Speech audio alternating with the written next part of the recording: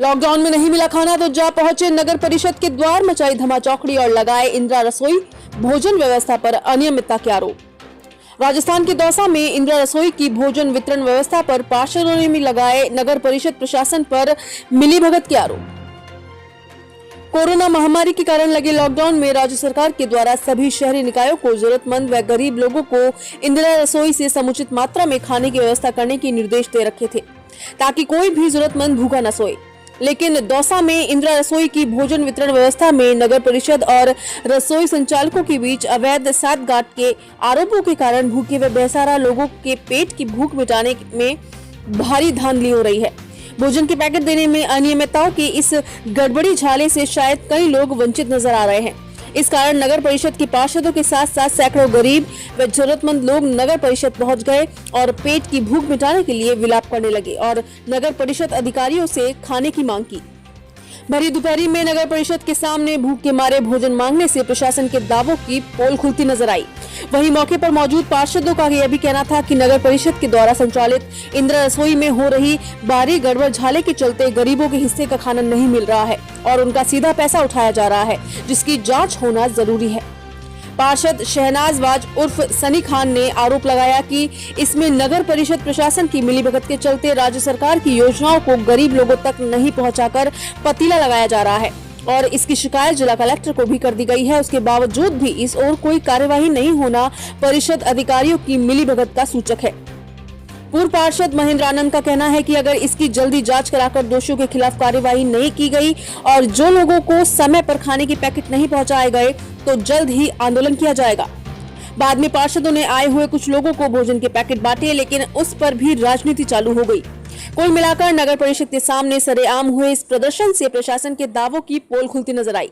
इस पर नगर परिषद आयुक्त पूजा मीणा इंदिरा रसोई की ओर से संचालित भोजन वितरण व्यवस्था को सही बताती नजर आई। अब देखने वाली बात तो यह है कि इस धमाचौकड़ी में क्या गरीबों के निवाले पर डाका पड़ रहा है या मात्र राजनीतिक स्टंट है। दौसा से हेमंत के शर्मा की रिपोर्ट। राज्य सरकार की ओर से इंदिरा रसोई का खाने का वितरित प्रोग्राम चालू है, लेकिन दौसा के अंदर हालात इतने खराब है। इंदिरा रसोई का जो खाना है वो कागजों में मात्र खाना पूर्ति हो रही है और जो गरीब बेसहारा लोग हैं उन तक खाना नहीं पहुंच पा रहा है। उच्च अधिकारियों की मिलीभगत से बिल वाउचर बनाए जा रहे हैं, पैसा उठाया जा रहा है। सरकार की तरफ से जो निर्देश दिए गए हैं उनकी पालना नहीं की जा रही है। 2 दिन पहले भी मीडिया के माध्यम से कलेक्टर साहब को, रेजिडेंट साहब को अवगत करवाया था, कमिश्नर साहब को, लेकिन जब अभी तक भी व्यवस्था तस्कीमत से अभी तक भी कोई व्यवस्था नहीं हो पाई है। आज नगर परिषद में कम से कम 50-60 महिलाएं खाने के लिए यहाँ पर आ चुकी है, लेकिन उनको खाने की कोई व्यवस्था नहीं है। हमने पार्षदों ने मिलकर 4-5 लोगों ने मिलकर इंदिरा रसोई से खाना लाकर इनको वितरित किया है, जिससे इनकी भूख मिट सके। मैं मांग करता हूं कि कम से कम कोरोना महामारी से लोग मर रहे हैं तो कम से कम भूख से तो इन लोगों को हम नहीं मार सकते हैं। ये तो हमारी मानवता है और ये दौसा के अंदर मानवता को तार करने वाली घटना सबके सामने प्रस्तुत है। दौसा नगर परिषद इस टाइम पूरे राजस्थान में भ्रष्टाचार के मामले में नंबर 1 है।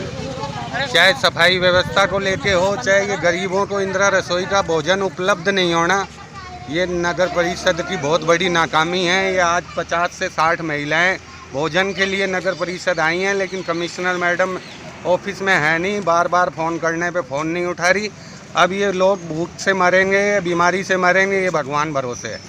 जिम्मेदार अधिकारी ध्यान दें तो इस समस्या का निदान हो और इन गरीब लोगों को भोजन समय पे मिला। फिर इनको खाने को अभी तक कोई लॉकडाउन लगा, जब तक कोई व्यवस्था नहीं है। और रही बात ये कि काम धंधा करते हैं तो काम धंधा करने नहीं दे रहे और वे मामा धंधा हमको भगा रहे हैं। अब काम धंधा भी हो तो बेटा कपड़ा लत्ता साबुन सोडा सभी लाम है। अब हमारे कोई व्यवस्था नहीं है। आटे चून नून तेल नमक मिर्ची और मोड़ा के बालाजी हमारी व्यवस्था पहुँचा। हम आटा चून कोई व्यवस्था नहीं हो रही। गरीब आदमी को भूखे प्यासे पड़े। मोड़ा के बालाजी पानी के मारे हमारे झुग्गी झूपड़े सब टूट गए। कीचड़ हो रहा है हमारे घरों के आगे। हमारी कोई व्यवस्था नहीं हो रही है। लॉकडाउन लगा जब से हम गरीब आदमी, हमारे छोटे छोटे बच्चे हैं, कहाँ घर ना गएंगे, हम कहाँ जाएंगे।